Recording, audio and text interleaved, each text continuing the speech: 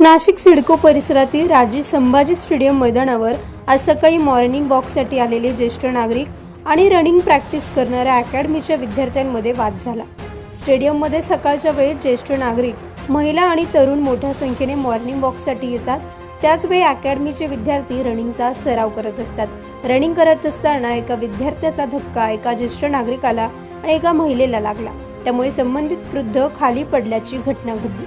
ही बाब समजावून सांगण्यासाठी काही ज्येष्ठ नागरिक आणि महिला एकत्र आल्या, मात्र यावेळी विद्यार्थ्यांनी ज्येष्ठ नागरिकांशी वाद घालत अरेरावीची भाषा केल्याचा आरोप करण्यात आला। यानंतर दोन्ही गटांमध्ये काही काळ तणावाचं वातावरण निर्माण झालं।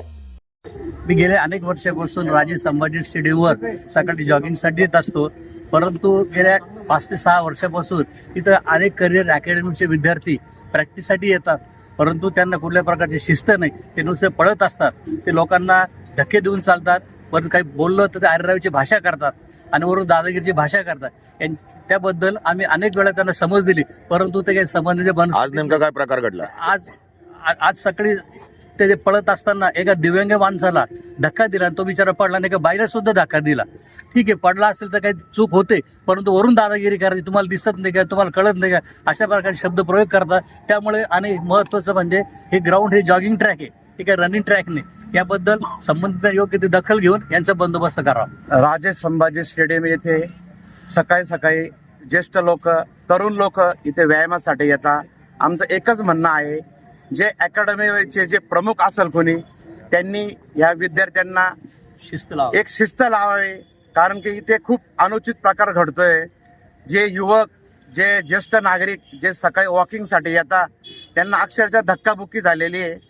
आम्ही त्यांना सांगितलं का मित्रांनो, तुम्ही थोडा व्यवस्थित व्यायाम वगैरे करा, तुम्ही ग्राउंडमध्ये व्यायाम करा।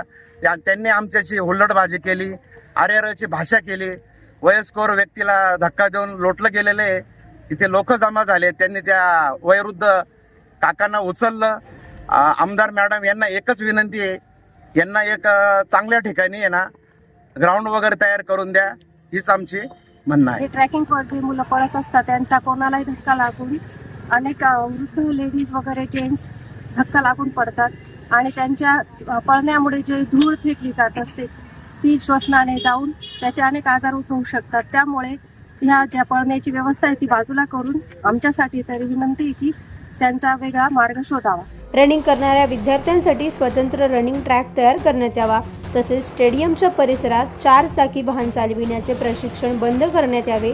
रनिंगमुळे उडणारी मातीची धूळ आरोग्यास अपायकारक असल्यानं यावर उपाययोजना करण्याची मागणी नागरिकांनी केली आहे। प्रतिनिधी राजेंद्र सूर्यवंशी यांच्या रिपोर्टनुसार।